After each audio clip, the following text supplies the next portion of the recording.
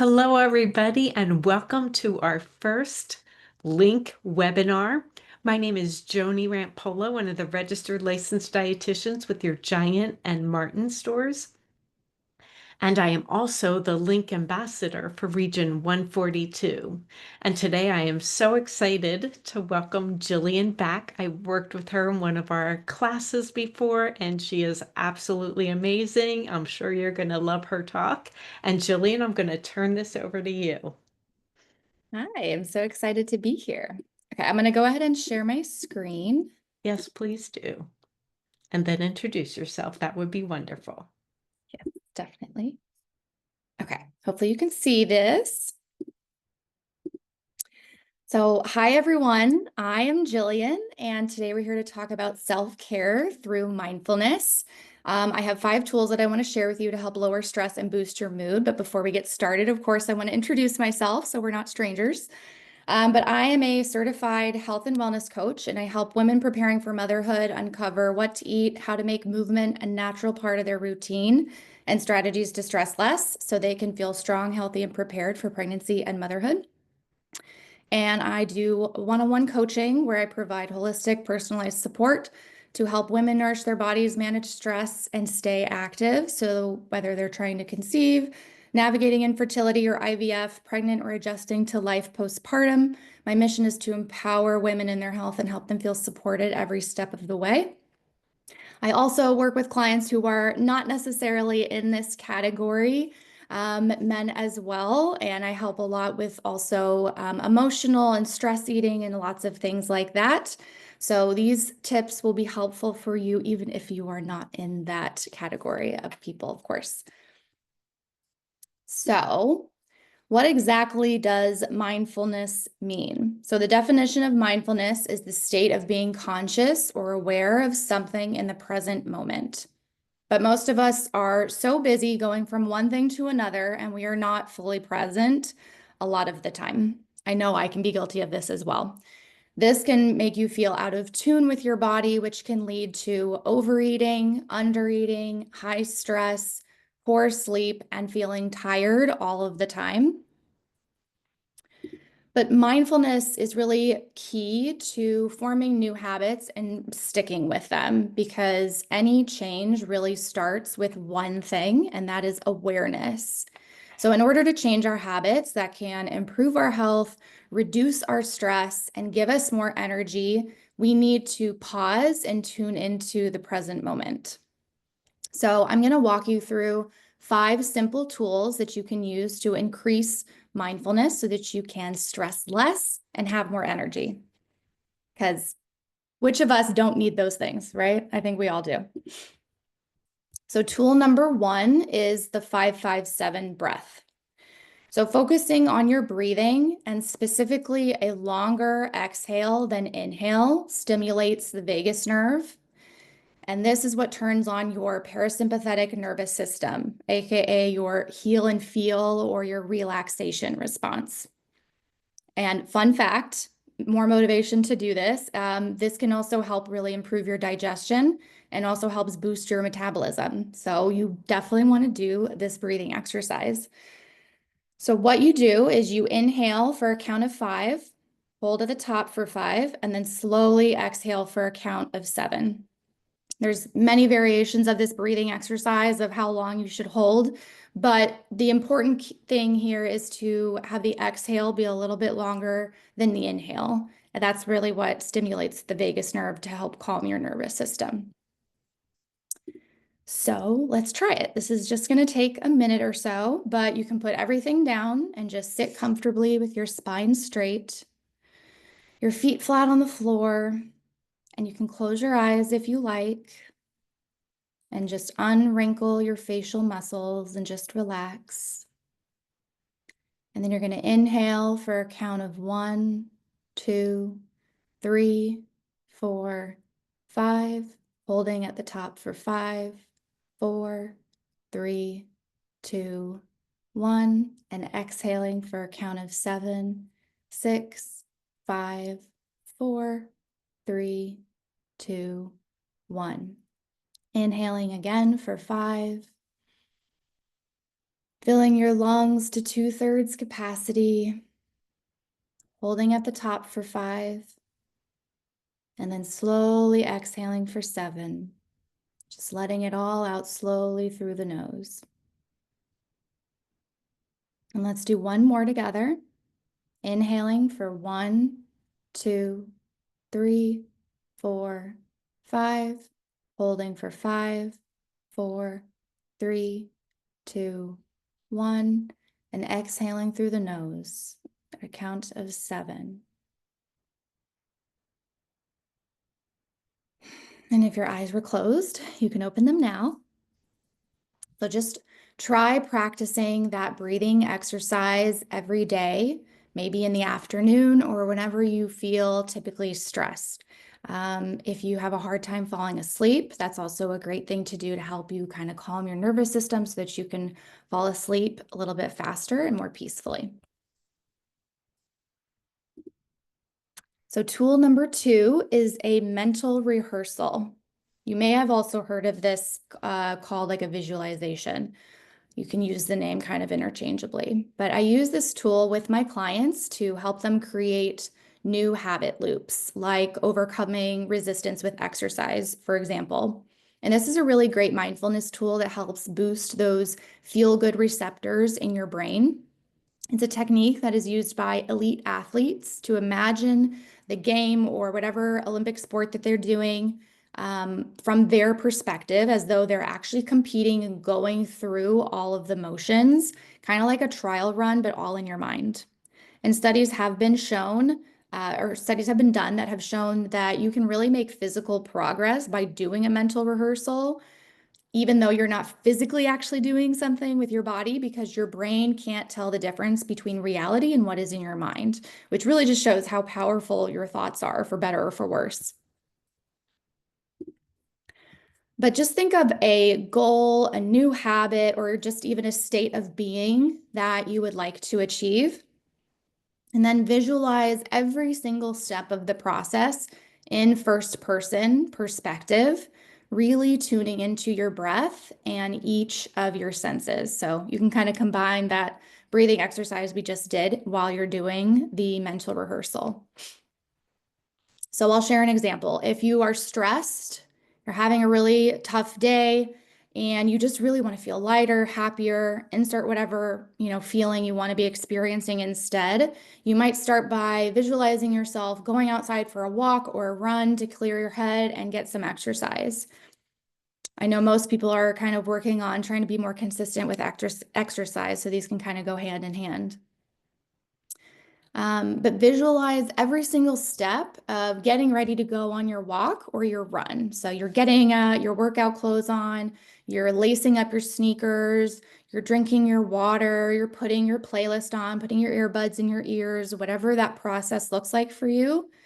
Customize it to what you would actually be doing in real life. So picture yourself going outside your front door and onto your street.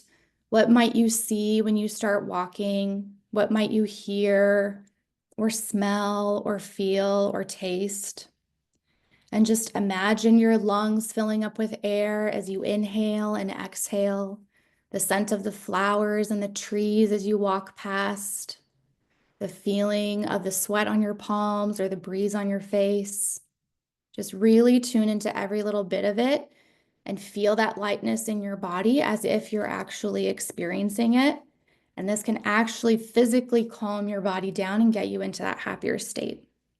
So just try doing this mental rehearsal for 5 minutes or so, visualizing that goal that you're working towards. If you're really feeling resistance towards like, oh, I got to exercise more, this is a way to make it feel like a happier thing, because when we have positive thoughts around the habits we're trying to create, we're more likely to do it. And so that can really help create those new habit loops.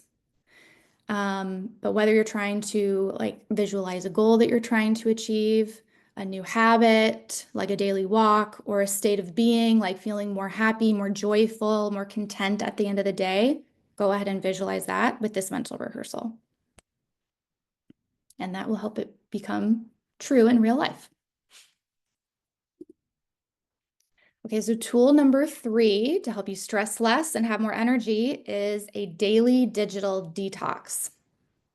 So stats show that 80% of people check their smartphone within 15 minutes of waking, and the average American spends 7 hours looking at a screen each day. That's a lot. It's really hard to be present when we spend that much time staring at a screen.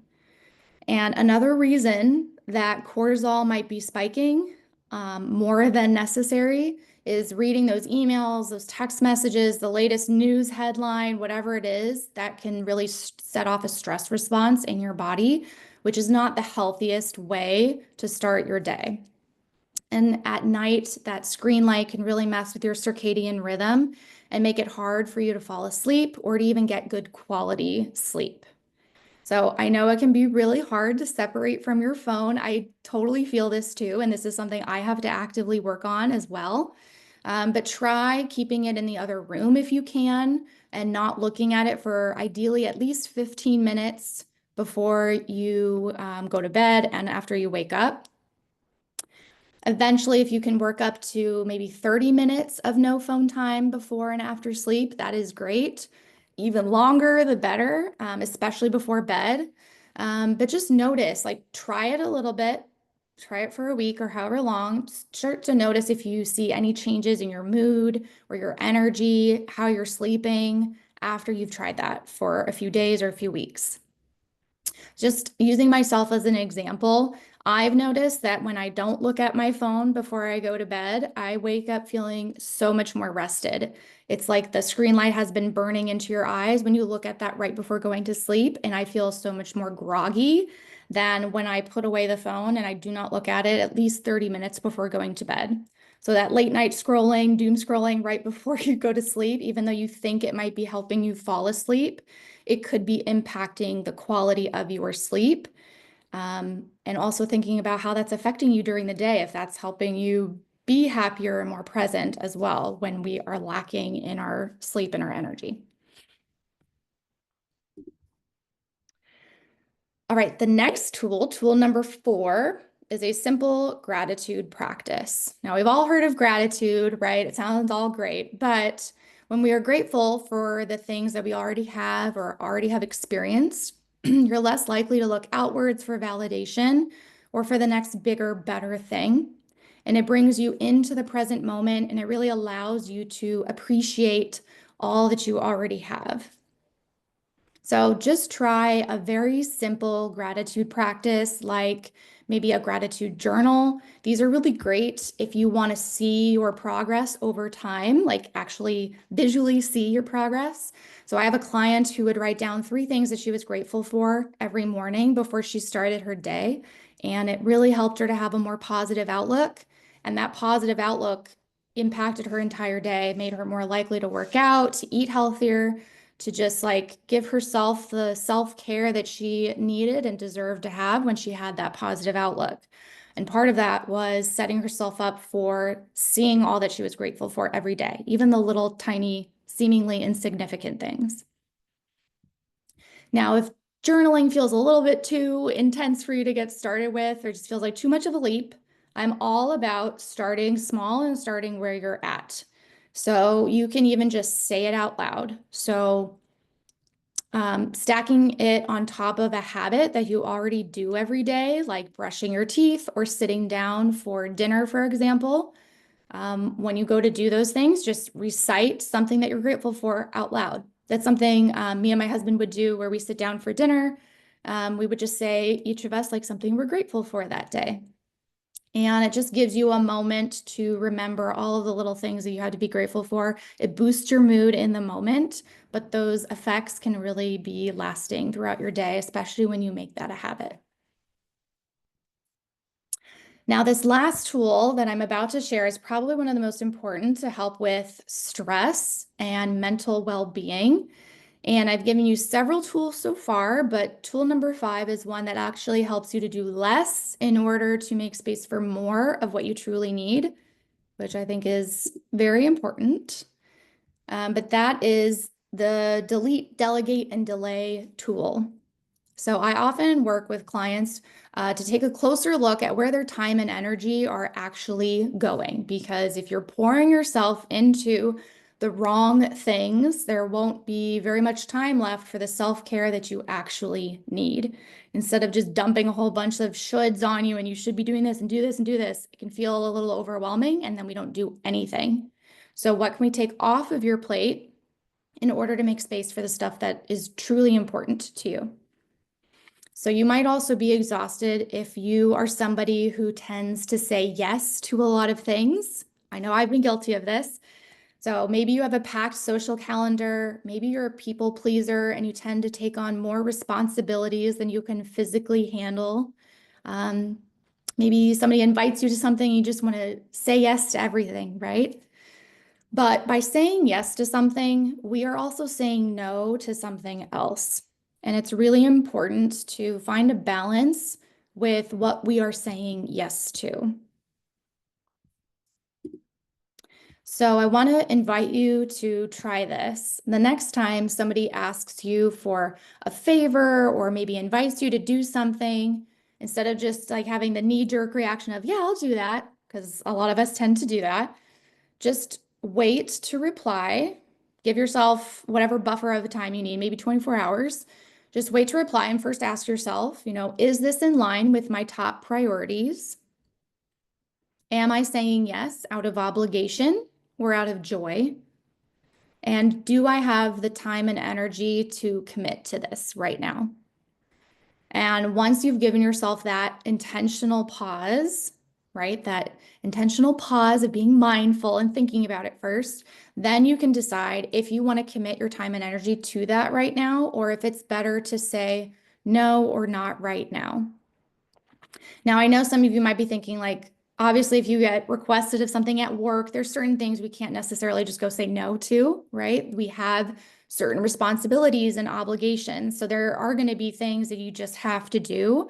But I want to challenge you to still kind of go through this process as much as you can, because I think, and again, I'm guilty of this as well. Sometimes we assume we can't get out of something, or we just assume we have to do things that really actually we have a choice of whether or not we actually have to do it. We tend to take on more than we necessarily need to. So still kind of run yourself through this process of questioning yourself, like, is this in line with my priorities? Am I doing this out of obligation or joy? And do I have the time and energy to commit to this right now? And then giving your answer. And again, the reason that this is important is we can't focus on doing more until we take some things off of our plate if we're doing too much to begin with. So try to think of something that is on your calendar or your to-do list that you can delete, delegate, and or delay.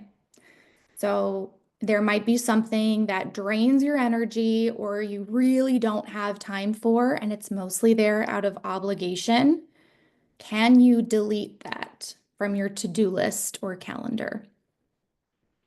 Is there something that you can delegate to a friend or a family member, ask for help, or even hire somebody to help you with that would take a little bit of a load off of your plate?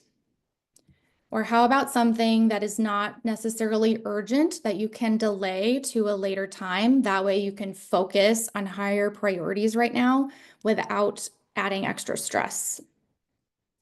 So if you have a really hard time saying no and you're kind of cringing as I walk through these thinking like, I can't say no, then I really just want to encourage you to maybe pick one thing that you can delete, delegate, or delay and just start with that and see how it feels in your body when you say like, no, we're not right now, and see how your energy is, how it shifts after you do that and you have a little bit more time on your for yourself. So those are the 5 mindfulness tools to help you lower your stress and boost your energy. We've got the 5-5-7 breath, the mental rehearsal, the daily digital detox, the simple gratitude practice, and the delete, delegate, and delay. So I don't know if anybody has any questions. But also, if you want to take your self-care to the next level with with a mood boosting morning routine, I have a free guide that you are welcome to grab called the 15-minute stress-free morning routine guide. It lays out step by step how you can create a quick and easy morning routine that sets you up for a less stressful day, including how to make those habits actually stick. And there's also a 5-minute guided meditation in there as well.